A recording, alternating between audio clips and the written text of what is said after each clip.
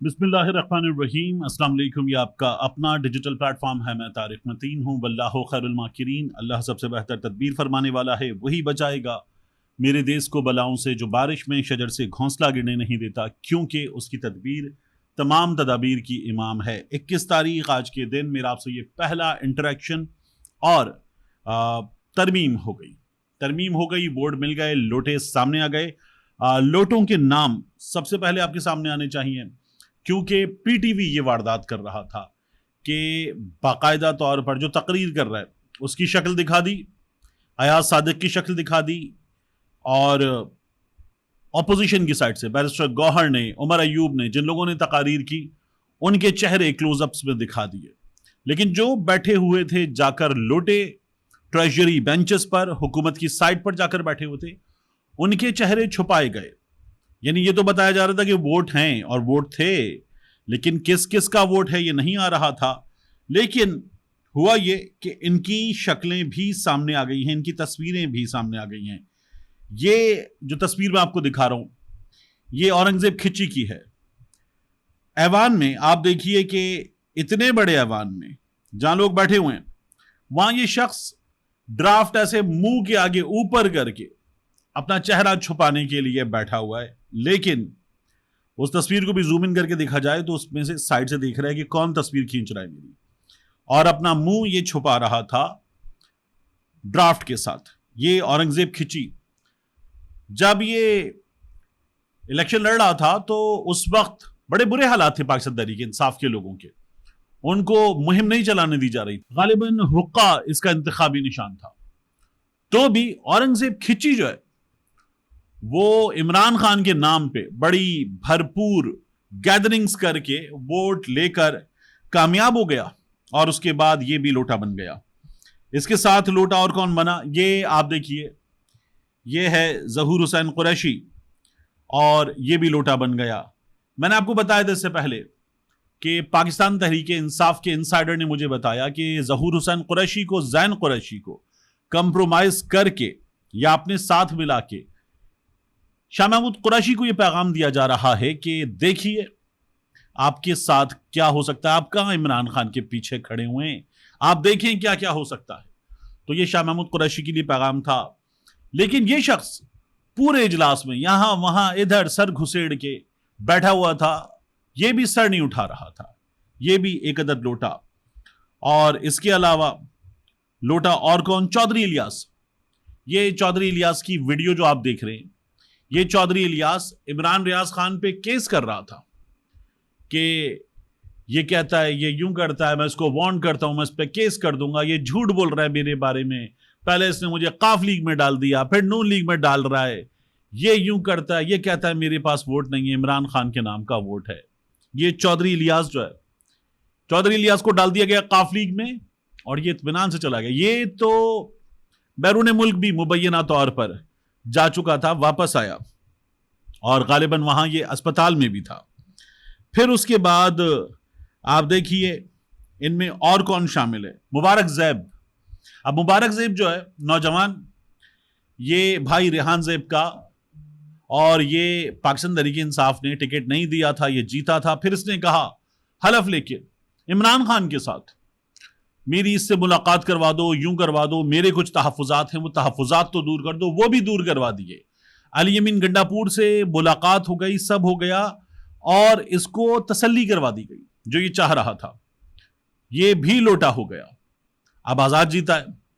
बाकियों के केस में इलेक्शन कमीशन ऑफ पाकिस्तान क्या करेगा, लेकिन एक पहले और बाकी है। उस्मान अली कुरान पे, मजाक नहीं है, कुरान पे हलफ लेकर अल्लाह को हाजिर नाजिर जानकर इमरान खान से वफादारी करता हूं, इमरान खान से वफादार रहूंगा, ये इसने अपने इलाके के लोगों को यकीन दिलाया था, वोटर्स को यकीन दिलाया था, तब वोट मिला था।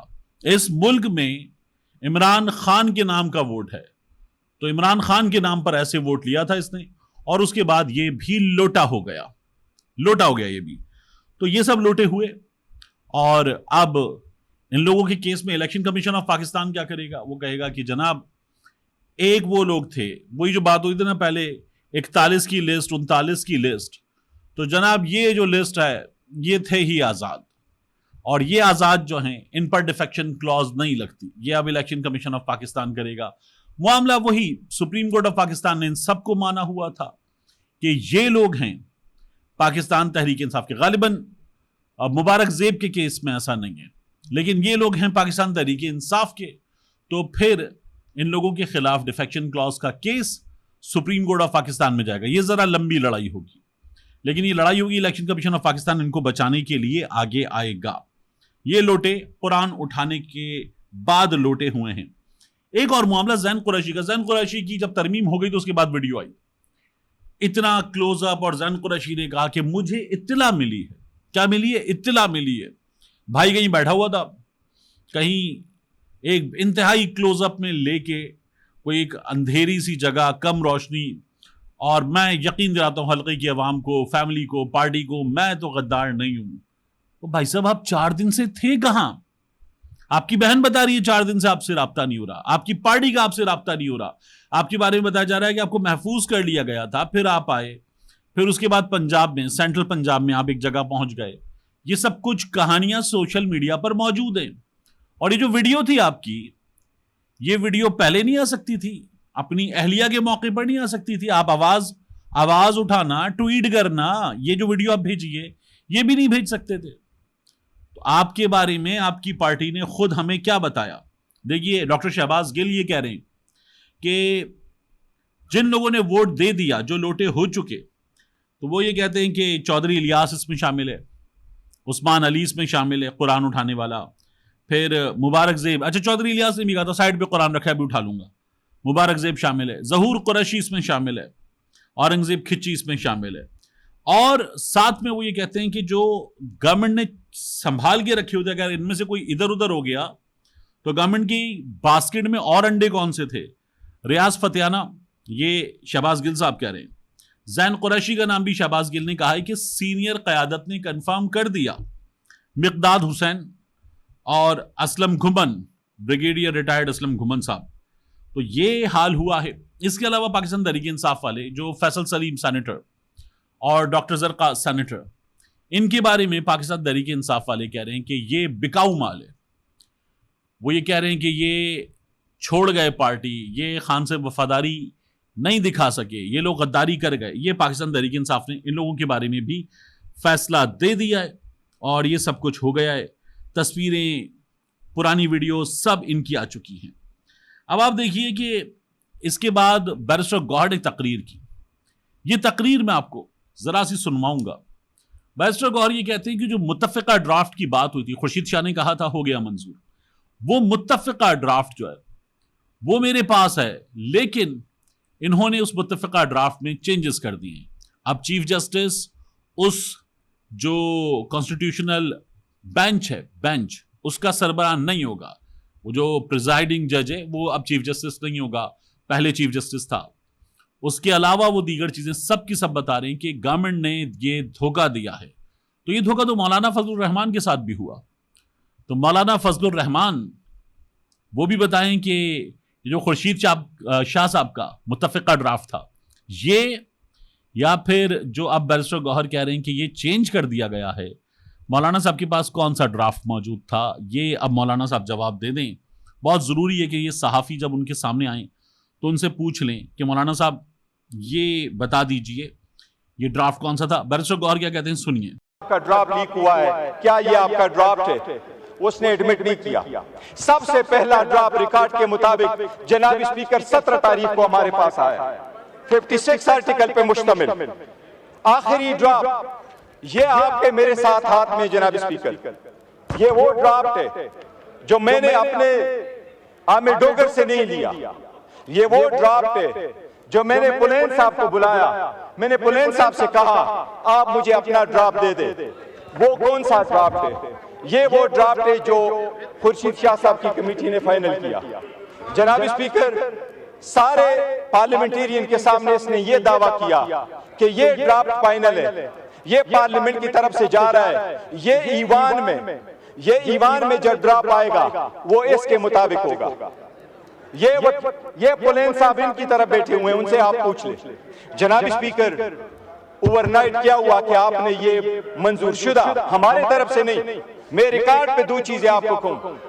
हम उस ईवान पार्लियामेंट का हिस्सा थे, उस कमेटी का हम हिस्सा इसलिए थे कि उसमें लफ्ज लिखा था कि ये पार्लियामेंटेरियंस के लिए बनी है। हमने पार्लियामेंटेरियन का इशू उसके अंदर लाया था। हमने इस ईवान में बारहा उनको कहा था कि आपका कोई मैंडेट नहीं है कि आइन के आईनी तरमीम का मुसव्विदा आप तो कर ले। ये हम बारहा लेके आ चुके थे। हम मौलाना साहब के साथ भी थे। मैं रिकॉर्ड पे कहना चाहता हूं जनाब स्पीकर, हमने किसी के साथ इस ड्राफ्ट के एक लफ्ज पे भी इत्तेफाक नहीं किया था, बिकॉज हम समझते थे ये इलेजिटिमेट है, ये इसका प्रोसेस नहीं है। लेकिन जनाब स्पीकर, ये ड्राफ्ट आज आपके सामने वजीर कानून ने रखा, इसको सिर्फ देख लें।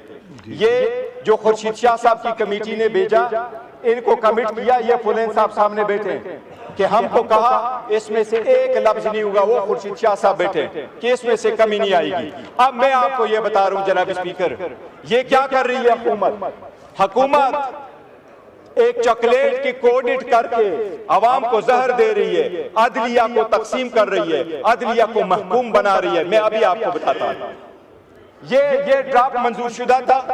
इस ड्राफ्ट में ये लिखा था, पहला लफ्ज देखे, ये देखे, सबसे पहला लफ्ज देखे जनाब स्पीकर, इसमें यह लिखा था कि कमीशन होगा चीफ जस्टिस पे मुश्तमिल और उसमें होंगे 4 सीनियर जजेस। आपने इसको क्यों चेंज किया? यह हुकूमती ड्राफ्ट में क्यों चेंज आया? दूसरी बात, यह कमेटी आपने बनाई जिसमें से जजेस की अपॉइंटमेंट होना था, इनके अल्फाज में आपने तय्युर क्यों डाला, 230 क्यों डाला? आपने दूसरे लफ्ज इसमें लिखा जनाब स्पीकर, ये आपके सामने गोशगुजार कराता हूं, ये कमेटी के सीनियर जजेस को किसने चेंज किया? ये चौथा आपके सामने लेके आ जाता हूं जनाब स्पीकर, कमेटी ने कोई भी इस बात पे इत्तेफाक नहीं किया था, कमेटी में कोई भी आर्टिकल 202A नहीं था, कमेटी ने कोई अप्रूवल नहीं दी थी, कमेटी ने कभी नहीं कंसिडर किया था कि हाई कोर्ट के लेवल पे भी। अब इसके बाद वही बात, एक बात जो बार बार हो रही है, आगे क्या होगा, आगे मामला कहां जाएगा? देखिए, 2 से 1 रोज में चीफ जस्टिस ऑफ पाकिस्तान का नोटिफिकेशन हो जाएगा। उससे पहले आज रात में सदर आसिफ अली जरदारी साहब इस पर चिड़िया बिठाएंगे और ऐवान सदर में खाने शाने का बंदोबस्त है। ये जो वोट डालने वाले हैं वहाँ जाएंगे और भरपूर तकरीब होगी और सब कुछ होगा, तकारीर वगैरह भी होंगी और इसको सेलिब्रेट किया जाएगा। ये वहाँ होगा। मुमकिन तौर पर मियाँ नवाज शरीफ साहब भी ऐवान सदर जाएंगे। मियाँ नवाज शरीफ साहब ने 4 अशार पढ़े थे और तकरीर वगैरह नहीं की। तकारीर जिन लोगों ने की उनमें ख्वाजा आसिफ साहब ये बताने लगे उमर अयूब की तकरीर पे कि पाकिस्तान में पहला मार्शल लॉ, पाकिस्तान में आईन पर पहला हमला 58 में हुआ था। दादा थे वो, उमर अयूब को ताने दे रहे थे कि दादा थे उमर अयूब के। तो उमर अयूब की तकरीर होती ना अगर ख्वाजा आसिफ के बाद, तो मैं आपको बताता हूं क्या होता है। ये हमेशा ऐसे ही होता है कि ख्वाजा आसिफ साहब बाद में तकरीर करते हैं। उमर अयूब साहब फिर बताते कि जो आप बातें कर रहे हैं ये बिलावल के नाना के बारे में है। डैडी कौन कहता था? मेरे दादा को किसका नाना डैडी कहता था? उमर अयूब ये भी बताते। फिर उमर अयूब को तकरीर का मौका मिलता, यानी अब आप चले गए कि जी इनके दादा ने क्या किया था। फिर उमर अयूब ये भी पूछते कि ज़ियाउल हक की मजलिस शूरा का रुकन कौन था, किसका बाप था, तो उसका भी जवाब होता। तो ये बाकायदा एक सेटिंग होती है कि ठीक है इस जगह तकरीर करवा लो और उसके बाद इत्मीनान से बैठ जाओ। और फिर वो असद कैसर को कहने लगे आपके घर आईएसआई की मीटिंग्स होती थी। रात को 3 बजे जनरल बाजवा को फोन करने वाले, जनरल बाजवा के ससुर के घर पे मुलाकातें करने वाले अगर ये बताएंगे तो ये कैसा काम है? ख्वाजा आसिफ साहब खुद सोच लें। आखिर में मैं आपसे अर्ज करूं, इस मुल्क में हमने हमेशा देखा है जब नया जर्नैल लगाने का मामला हो ना, पूरा मुल्क यरगमाल नजर आता है एक खबर का। ये बनेगा चीफ, नहीं ये बनेगा चीफ, ये इस मिजाज का है और ये इस मिजाज का है और ये इस कैंप का है। ये सब कुछ चल रहा होता है। फिर बाद में पता चलता है कि नहीं, किसी ने अपने ससुर के जरिए, किसी ने अपने वालिद के जरिए, किसी ने पार्टी में मौजूद अपने किसी दोस्त के जरिए पार्टी के हेड तक सिफारिश करवाई थी, वजीर आजम तक सिफारिश करवाई थी कि चीफ मुझे बनाएं। बाद में जो चीफ बनता है वो ऐसी की तैसी कर चुका होता है अपने वजीर आजम की, लेकिन ये होता है। अब ये लोग जिस जगह सुप्रीम कोर्ट ऑफ पाकिस्तान को ले आए हैं 3 का पैनल, तो वो 3 का पैनल लाकर आप बाकायदा तौर पर इस खबर में भी, इस मामले में भी यरगमाल बनाएंगे पूरी कौम को। और याद रखिएगा आर्मी चीफ मातहत है वजीर आजम के, ऑन पेपर तो है ना, असल में नहीं है तो क्या हुआ, ऑन पेपर तो है, लेकिन अदालत आजाद होती है, चीफ जस्टिस आजाद होता है वो भी, और वो तो हकीकतन भी आजाद होना चाहिए। अब अगर आप उसको भी नीचे लाके हम मुंतखब करेंगे तो फिर उसके बाद बात कैसे चलेगी, अदलिया की आजादी कहां जाएगी, आइन का बुनियादी तकाजा कहां जाएगा। लेकिन नून लीग, जिसके बारे में इमरान खान ने एक बार कहा था, ये फौज को भी पंजाब पुलिस बनाना चाहते हैं, वो अब अदालत को पंजाब पुलिस बनाने की तरफ गामजन है। मिलते हैं इंशाल्लाह आपसे अगली वीडियो में।